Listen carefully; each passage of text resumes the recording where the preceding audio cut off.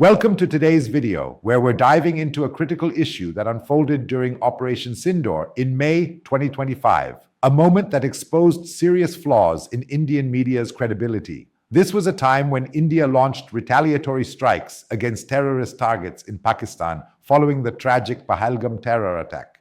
While the operation itself was a response to a grave provocation, the way Indian mainstream media covered it sparked widespread outrage, both at home and abroad. From false reporting to jingoistic sensationalism, the coverage became a case study in what happens when journalism sacrifices truth for ratings. Let's unpack this media fiasco, the public's reaction, and what it means for India's democracy. When Operation Sindoor began, Indian news channels were quick to flood the airwaves with dramatic reports, but many of these were riddled with misinformation. Fact checkers documented over 70 false claims in just the first week of the conflict, an unprecedented wave of misleading stories that spread panic and confusion. Even D. Raja of the Communist Party wrote to the government calling out the inflammatory and misleading TV coverage that fueled war hysteria. The Indian army and local authorities had to repeatedly step in to debunk baseless stories, highlighting just how far off the mark some of these reports were. This wasn't just a minor slip-up. It was a collapse of editorial standards that left the public misinformed at a critical moment. Let's look at some specific examples of what went wrong. Several major channels, including ABP News, News 18, Republic TV, and Zee News, falsely identified an Indian madrasa teacher, Maulana Muhammad Iqbal, as a Pakistani terrorist killed by Indian forces. In reality, Iqbal was an Indian civilian who tragically died in Pakistani cross-border shelling in Poonch, a fact later confirmed by police. His grieving family was devastated, expressing shock and hurt at seeing his photo plastered on national TV as a slain militant. They demanded action against what they call the Godi media responsible for this smear.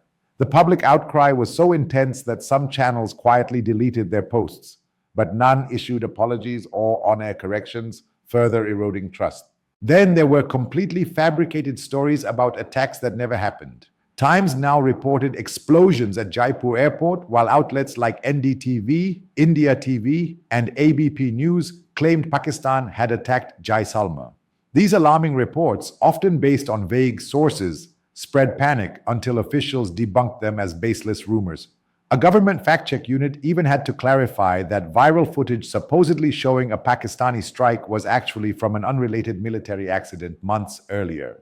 This rush to sensational scoops without verification showed a reckless disregard for the truth, amplifying public fear during an already tense time. Perhaps even more egregious was the use of doctored and unrelated visuals to hype up the conflict. Major Hindi news channels like Aaj Tak, ABP News, Times Now Navbharat, NDTV, and India TV aired a 4-year-old clip of Israel's Iron Dome system, falsely claiming it showed Indian forces intercepting Pakistani missiles in Rajasthan. Aaj Tak went further, broadcasting old Israeli airstrike footage from Gaza while presenting it as exclusive Indian strikes on Pakistan. These deceptive montages, paired with dramatic graphics and fiery commentary, were designed to boost viewership, not inform. Citizens for Justice and Peace filed complaints against 6 channels for these ethical breaches, demanding on-air corrections, but the damage was already done. And then there were the outright absurd claims. Channels like Zee News, News 18, and Sudarshan News reported that Pakistan's capital, Islamabad, had been captured and its army had surrendered. Times Now, Navbharat claimed Indian troops had entered Pakistan, even tallying 12 Pakistani cities under Indian control and suggesting Pakistan's Prime Minister was hiding in a bunker. These were pure fabrications presented with straight faces on primetime TV. As one commentator put it, this kind of fake news made India a laughingstock globally, with some likening the coverage to Nazi-style propaganda. It's hard to overstate how dangerous this was, especially in a conflict between 2 nuclear-armed nations. The tone of the coverage didn't help either. Many TV studios turned into virtual war rooms with anchors wearing military-style jackets, full radar screens flashing on video walls, and even air raid siren sound effects for dramatic flair. It got so out of hand that the Home Ministry issued an advisory urging channels to stop using simulated sirens, warning that they could desensitize the public to real emergency alerts. But the frenzy continued, prioritizing TRPs over truth. By glorifying violence and inflaming public sentiment in the name of patriotism, these channels hit a new low for Indian journalism. The public's reaction was swift and scathing, especially on social media. Hashtags like our Operation Sindoor, India-Pakistan war, and Godi media trended for days, with hundreds of thousands of mentions on Twitter and Facebook. Indians called out the media for being irresponsible and jingoistic, with the term Godi media, meaning lapdog media, becoming a rallying cry for critics. The family of Maulana Iqbal, the misidentified teacher, publicly rebuked the channels, and their viral video demanding an apology struck a chord. On May 8th, after police confirmed Iqbal's innocence, there was an outpouring of sympathy for his family and fury at the media. Yet most channels offered no accountability, fueling even more resentment as people accused them of trying to move on without addressing their mistakes. Prominent voices joined the chorus. Veteran journalists called the coverage a national embarrassment, while memes mocked anchors shouting slogans like "Maza aa jayega," implying war would be a thrill. The fake siren gimmicks became a symbol of how low standards had fallen, with one lawyer joking that they'd haunt India for years. Across social media, people decried the erosion of journalistic ethics, questioning whether Indian TV news had any integrity left. This wasn't just about bad reporting, it reflected a deeper anxiety about trusting information during a crisis. Satirical hashtags like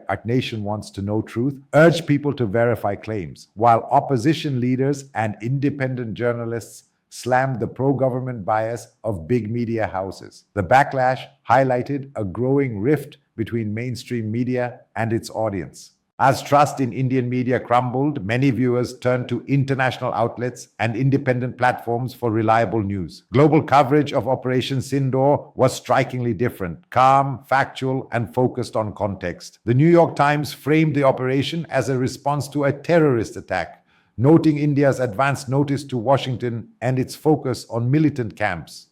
CNN highlighted the risks of escalation between nuclear neighbors, while the BBC reported on strikes against key militant hubs like Bahawalpur and Muridki, emphasizing international concerns. Outlets like The Guardian, Washington Post, and Al Jazeera stuck to the facts, avoiding the chest-thumping scene on Indian TV. Indian viewers noticed, with many saying they learned more from the BBC or Reuters than from domestic shouting matches. The BBC, already a trusted brand in India, gained even more respect for its steady reporting. Independent YouTube channels and digital news outlets also stepped up. Defense analysts, former military officers, and unbiased commentators live-streamed explainers, debunking fakes and parsing official statements without the bombast. Younger internet-savvy audiences flocked to these sources, with social media buzzing with advice to skip TV and follow independent journalists online. This shift reflects a broader trend. As mainstream media loses trust, viewers are gravitating toward platforms perceived as more objective. While TV still drew huge audiences out of habit, a vocal segment actively questioned what they saw, cross-checking with global and digital sources. This growing awareness signals that Indian audiences are no longer willing to accept sensationalism as truth.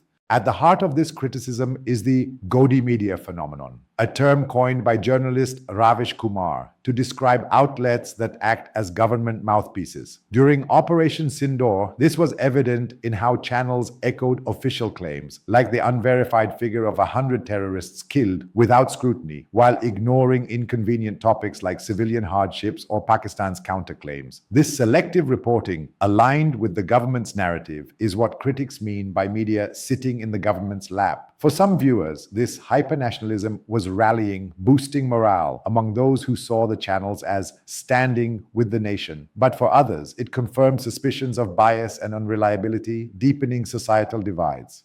When a war widow, Himanshi Narwal, called for peace after losing her husband, she was trolled by hyper-nationalists influenced by TV's hawkish tone, showing how such coverage can fuel intolerance. Internationally, the coverage raised serious concerns about India's media credibility. India's press freedom ranking, already at a dismal 151st out of 180 countries in 2025, took another hit. Reporters Without Borders pointed to media ownership by political magnates as a threat to independence, a dynamic evident in the uniform pro-government line during Operation Sindoor. Freedom House noted increased pressure on journalists and censorship, like the brief blocking of The Wire's website and the suspension of critical journalists' Twitter accounts. Global watchdogs condemn these moves, seeing them as attempts to silence alternative voices, while mainstream channels spread misinformation. Al Jazeera's analysis called the coverage a national embarrassment that fueled anxiety, while Indian journalists like Marinal Pandey expressed shame. Operation Sindoor became a case study for global press freedom groups, highlighting the risks of a media ecosystem dominated by state-aligned narratives. The implications for India's democracy are profound. A free and responsible media is essential for informing citizens and holding power accountable. When channels prioritize propaganda over truth, trust erodes and cynicism grows. Some Indians even said they trusted WhatsApp forwards over TV news during the crisis, a dangerous sign of an information vacuum. The polarization fueled by warmongering coverage, including communal undertones and attacks on dissenters, threatens social cohesion. D. Raja warned that such narratives play into the hands of those seeking to destabilize India, undermining both democracy and security.